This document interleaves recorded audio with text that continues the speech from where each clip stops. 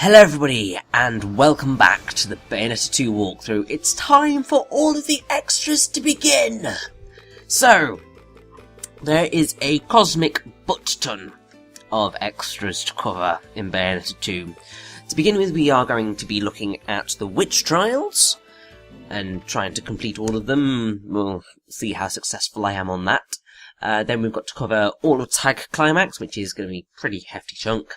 Then there are 3 run-throughs of the game again, but kind of shortened, montage-esque runs to show off third climax. Jeanne, who we have unlocked for beating the game on second climax. I don't think it showed up as unlocking at the end of the final part, if only because I have already unlocked Jeanne because of beating the game before. And then, hopefully planning to show off Infinite Climax with the other unlockable character in the game. We will see how that one goes as well. And then I would like to show off the super secret optional hard boss, and we will also see how that goes. And then we need to look at all of the handbooks which have got like all the information about the angels, the demons, the bosses, all that jazz, as well as showing off the World of the Eyes of Bayonetta 2, I can't quite remember what the damn thing's called, which has got like models and concept art and all that jazz. Now, what we bought in the Gates of Hell is the Super Mirror, which basically gives Bayonetta optional costumes, and you can buy extra couture bullets to unlock further costumes for Bayonetta to wear. You're going to be spending quite a lot of Halos on them if you want to get them all, because there are, I believe, 4 Super Mirrors in total. Super Mirror 2, Super Mirror 64-2, Super Mirror, and Super Mirror 64. And I believe Super Mirror 64 unlocks after beating the game on third climax. And you have to get costumes for both Bayonetta and Jeanne separately, so that's a bit frustrating. Now, the witch trials are basically Lost Chapter Angel Slayer from the first game, except a lot nicer, because the Angel Slayer was one massive marathon of angel slaughter, and it was just, it was horrifying, because you just got bombarded with a ridiculous number of enemies, and because there were no checkpoints, you could get kind of 20 minutes in and lose and then have to do it all over again. So this is a much nicer way of doing it, and I'm very grateful for it, because it's meant that I've actually been able to show this off, and actually show off a pretty successful kind of string of it. Now, the way that the whole thing works is that it's just like the Muspelheims in the sort of location. This is visually the Alfheim thing from the first game, but we will be going into sort of Muspelheim variant and the Hell variant at various points. And what's quite cool is that, well, the way that the whole different trials work is that they all play on different difficulties. So Witch Trial 1 is on second climax, and there are a grand total of 6 verses. It's very easy. Then you have Witch Trial 2, which is on third climax, and there are 8 verses. Witch Trial 3 is also on third climax, and there are 10 verses. Witch Trial 4 is also on third climax, and there are 12 verses, and Witch Trial 5 is on infinite climax difficulty, and there are 9 verses. And so you kind of have a build-up of difficulty, and trust me when I say that Witch Trials 4 and 5 are insanely difficult. I think people probably would agree with me when I say that Witch Trial 5 is arguably the most challenging thing to complete in the game. It's possible to cheese through it, but it's still very, very difficult. especially in comparison to Witch Trials 1 through 3, which I have to say are piss easy. They may be slightly more difficult for people who aren't good at Bayonetta, which makes me sound like I've got a massive head. I really don't. I'm not one of the better players of Bayonetta, but if you kind of know what you're doing, Witch Trials 1 to 3 should be absolutely no problem whatsoever.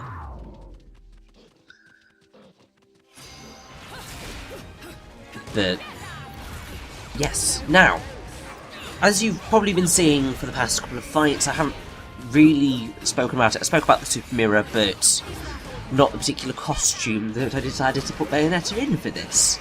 But this is the Star Fox costume, because what's really, really, really wonderful about kind of Bayonetta 2 is, and the partnership that Platinum had with Nintendo, is that they had these wonderful Nintendo costumes. And because obviously there was the massive running joke that appeared after Hideki Kamiya was just like, I'd really like to make a Star Fox game. And then they put a Star Fox costume in Bayonetta 2, and it's wonderful. Now, I think, I'm not 100% sure on this one, but I think that Nintendo actually sent that costume idea to Platinum, and were just like, we want you to do this. Which is a particularly awesome thing. Because, I mean, Nintendo, from the sounds of what like Platinum have said in like their blogs and all of that, were kind of really, really all for kind of everything to do with Bayonetta 2. Like, all the sexual stuff, they were there. It's like, I'm pretty sure that with the Princess Peach and Princess Daisy costume that you can unlock, they were just like, yeah, just with the dress, go shorter. And so you end up with what is, well, what can only be described as an incredibly slutty Princess Peach and Daisy costume. And it's absolutely shocking that Nintendo allowed it, but they were all for it. Which I think shows that they are kind of a much more mature company, or at least just sort of much more willing company than they maybe used to be in relation to stuff. But what's really cool about the Star Fox costume is that whenever you wear Love is Blue, the guns are changed into little R-wing guns, which all have as kind of chains, little kind of plush versions of Fox, Falco, Peppy, and Slippy. And also you have kind of the targeting reticule and the sound effect, and the colours changed from blue to green. It's wonderful. And what's even better is that wearing this particular costume in 2 particular verses creates a really nice change to a certain little something, and I will be showing that off when I cover my 3rd Climax run with Bayonetta. And it's just great. It's just like a really wonderfully geeky little reference. It's brilliant. Also, Platinum on Witch Trial 1, yeah, that was very well done. Obviously there are people who can get pure Platinum, but what the hey, I'll be proud of my Platinum. Now, for pretty much all of the Witch Trials, the only thing that you're going to unlock from them is verse cards. The slightly frustrating thing, however, is that these verse cards can only be unlocked by completing the Witch Trials. apart from Witch Trial 5, in which you can unlock the verses that it allows you to unlock in just playing Tiger Climax normally. So basically these, like the first 4, give you access to the 4 Cardinal Virtue verses in Tiger Climax. Something that I didn't quite realise. So, this entire kind of, all the extras is recorded slightly out of sync. So, I recorded Witch Trial 1 through 3, tried to do Witch Trial 4, failed miserably, and was just like, right, stop this, I'm gonna go record Tag Climax. Then recorded all of Tag Climax, and didn't quite realise that to get one of the verse cards I had to play and complete Witch Trial 4. And so I was trying to unlock it a different way, and it just wasn't happening. And then I did Witch Trial 4, and then went back and recorded more Type Climax, as well as kind of having beaten the game on 3rd Climax and all that jazz, so everything's going to be a little bit all over the place in terms of what costumes I've unlocked, how many halos I have, all that sort of stuff, but it's just the way you kind of play the aftergame, you just kind of roll with the flow, which is fine by me.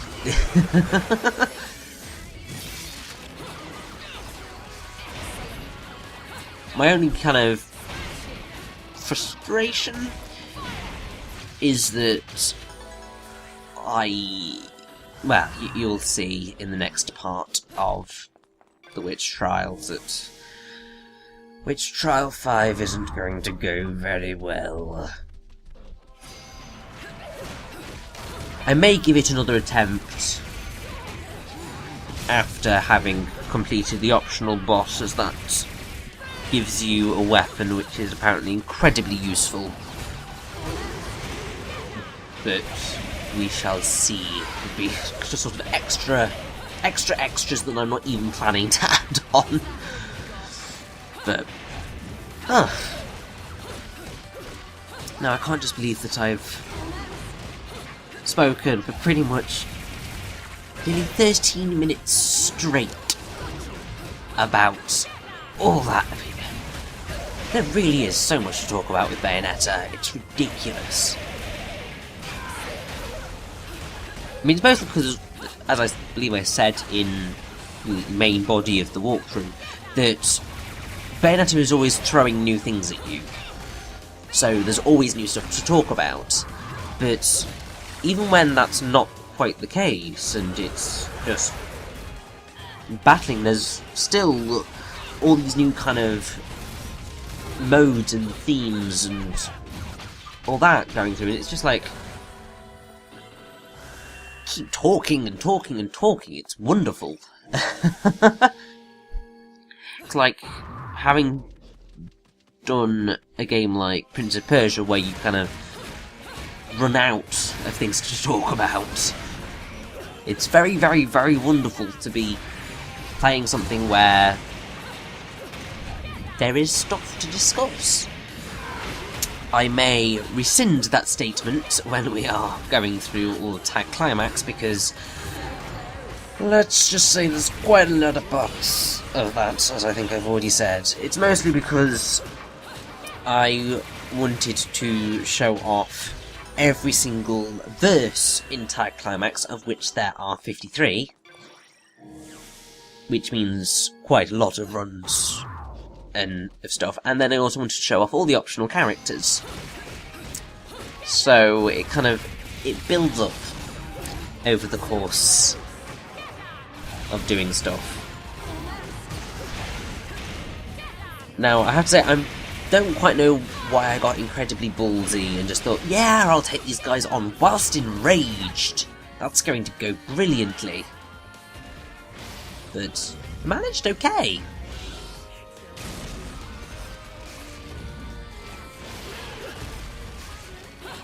Which I'm quite happy with, to be honest.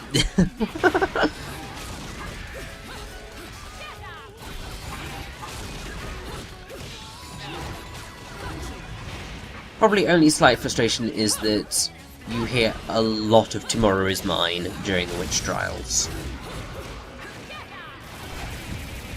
It is cool, however, because right at the end of Witch Trial 5, you get to hear Moon River in a fighting context again, and it's beautiful. Unfortunately, I don't think I'm quite going to get to show that off. You'll see what I mean.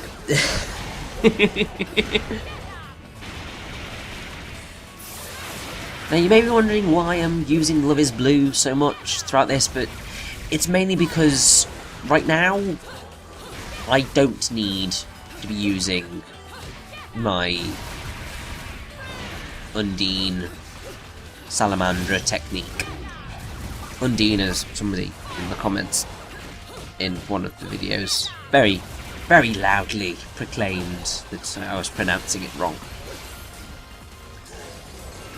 So, I will continue to call it Undine now rather than Undini, even though I do prefer saying that it's more fun. But yeah, up until maybe the next witch trial, Love Is Blue is perfectly fine as a technique. However, once you get to Witch Trial 4 and 5, your best bet is making use of accessories and Alruna. It's a very, very cheap way of getting through, but Bracelet of Time and Alruna, absolute godsend. If you can figure out how to work the Bracelet of Time effectively, because that is a challenge. I still don't quite think that I have figured it out, but oh well.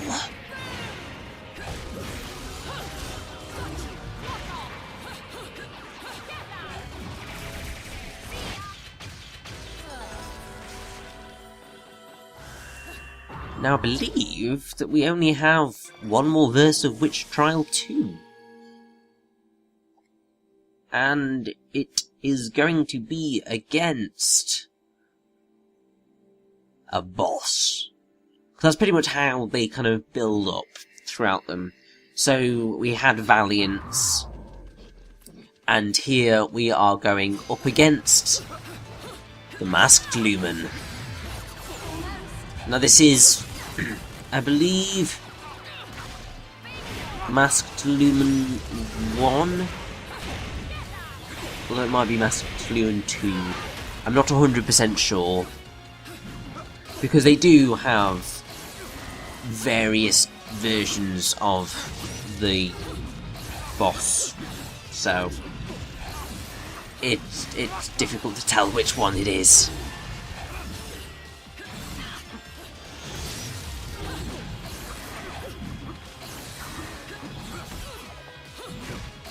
And there's the Undine Salamandra technique. It's mostly kind of facing bosses that it comes in handy. But I am still absolutely awful at dodging his moves. Absolutely, gosh darn, terrible. Now something that I should bring up, because it's a very, very, very important thing, is that in the Witch Trials, and also in Tag Climax, the amount of damage you do is increased quite dramatically, just as the amount of damage that you take is increased. So, enemies go down a lot quicker, especially bosses. Which is basically why the Alruna technique is very, very, very useful for the later Witch Trials.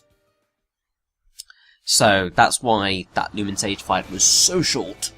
It's because sort of the damage modifiers are all different. And I believe we're going to be getting another super mirror right now because I wanted a slight change of clothes.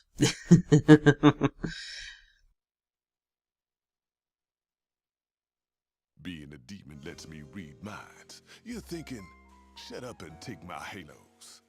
Let's do it. Pretty much, yeah. That would be nice. Because we want those clothes. Although I have to say, and this is something that I'll probably bring up again during my third climax kind of montage, I'm not a huge fan of all of the costumes in Bayonetta 2.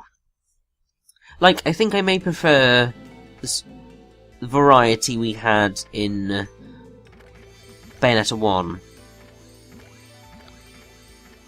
a little bit more. I mean, I love, like, the Umbran Gecko outfit. It's beautiful. It's probably my favourite of the three that you can get. Because it's got that mixture of kind of stuff flowing, and it also makes Bayonetta stand out quite a lot.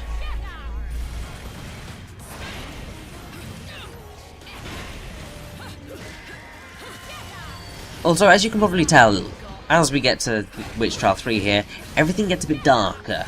So we've had the angelic, reasonably easy first two Witch Trials, and then it goes to hell, and begins to get challenging, and then it's going to just go absolutely off the crazy wall.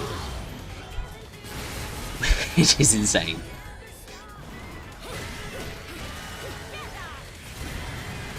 Now, if you think that I'm going to completely run out of things to talk about during all of these extras, don't worry. I do actually have some plans. But I'm probably only going to begin to instigate them in Tag Climax, because that's going to be arguably the largest chunk that we have to cope with. But, like, I'm going to give you a wonderful talk about the anime that was created based on Bayonetta, Bayonetta Bloody Fate. Because I actually got the DVD, well, Blu-ray, because Blu-ray is actually beautiful and far better than DVD. I say sounding like a complete snob, but oh well. So there was a wonderful anime based on the first game, and I will have some wonderful discussions about that. And then there's also some wonderful things to talk about with, like, the blogs that Platinum Games put out. I mean, it's great because what Platinum Games do is that they like to give you a kind of inside look at everything they're doing, and it's outside of anything else that a lot of developers do, because a lot of developers are just really secretive. And I mean, Nintendo is, in general, quite secretive, and they only kind of show stuff off at, like, Nintendo Directs, and so on. So apart from, like, the Iwata Asks, you never really get an inside look at the game development. But what Platinum have done for pretty much all of their games to date, apart from a few, like, right at the start with Mad World and Infinite Space and all that, they didn't really use the blogs that much, but then come Bayonetta, they really went all out, and they've been doing that ever since, because there were a lot of blog posts about Metal Gear Rising Revengeance, there were quite a lot about The Wonderful 101, there are quite a lot about Bayonetta 2, and hopefully, when Scalebound is in a position to be shown off again, we will get a bunch about Scalebound. Because it's always really interesting to see where the developers are coming from and what inspired them. And I mean, it's part of the reason why I absolutely adore art books, because they provide you with all that concept art and renders and little comments about things, so you hear all these kind of wonderful little anecdotes about kind of how development went, and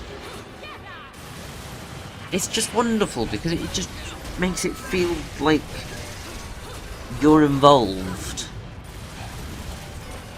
I mean, a nice kind of parallel, I suppose, would be kind of the documentary that Double Fine have done about Broken Age. Obviously, there is massive difference in the fact that that was all funded by fans, so there is that kind of added complexity to the situation of them kind of technically needing to show off stuff to please the people who have funded their entire game. But it's that sort of nice inside look that it just kind of, I think it improves the experience of the game because you can see all of its kind of intricate parts, and it really does make it feel like a team effort for kind of the creation of it all, because you're working alongside the developers to create something beautiful. So they've done kind of the majority of the hard work in creating the game, but then you're kind of adding your own experiences into the game, if that makes any sense at all. It's like your playing kind of creates something new, and then you kind of can share that with people, and so it's sort of, it's just building up. Also, this move from resentment is evil because you can't kind of get out of it. Like, if you get caught, you are going to take damage no matter what. You have absolutely no choice in the matter. Which I just think is just evil. Resentment really is one of the worst enemies I have ever come across in my entire life. It's despicable. I mean, the name Resentment is incredibly apt, and I do resent it. I wish it had never existed. I mean, the design's great and creepy and but as an enemy to fight, no. Just no. It's not cool. But now we have to face off against Phantasmarine, and he's not that bad. I mean, he's incredibly violent, and as you can see, I've taken quite a lot of damage already, and I think I was rather incredibly nervous about how this was all going to play out. Because although you do get kind of small bits of health at the end of every fight, it's not enough to kind of bring you back to full health, which means that you are put into a very, very dangerous position should things not go well.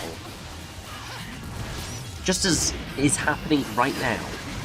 What's really cool is that as you kind of progress through the difficulties, it's more so when you get to Witch Trial 4 and then Witch Trial 5, you get more healing items at the end of each verse. So I believe at the end of each verse in Witch Trial 4 you get 3 healing items, and at the end of Witch verses in Witch Trial 5 you get like 5 or something. It's very helpful, but it's a lot nicer than they ever were in Angel Slayer, because if I recall correctly, they didn't give you anything. They just expected you to kind of beat the entirety of the thing on your kind of own. Because you're not allowed to use lollipops at all, because that would make things way too easy. Because yeah, you definitely need more challenge.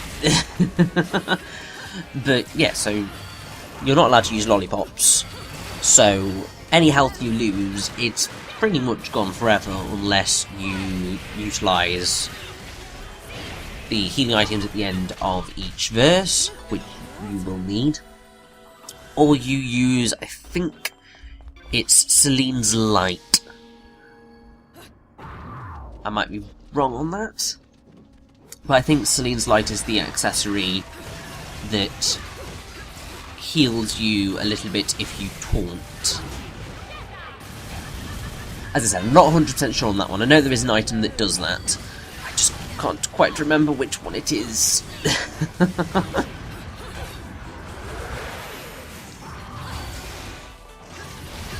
But somehow miraculously, I'm surviving, and we are nearly at the end of Witch Trial 3, and I have continued talking for half an hour straight. Oh my god.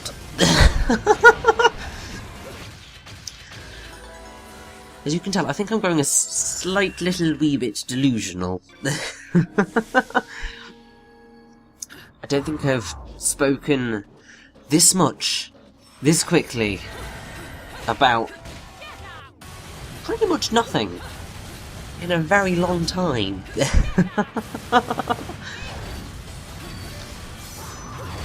But we've just got this rather chaotic verse with bloody sloth. And then my hell fight. Because while, like, Boulder in his kind of masculine forms is a pain, and same with, like, Lopter in all of his forms, the one boss that I always struggle to read, and have always struggled to read, is Alraune. Like,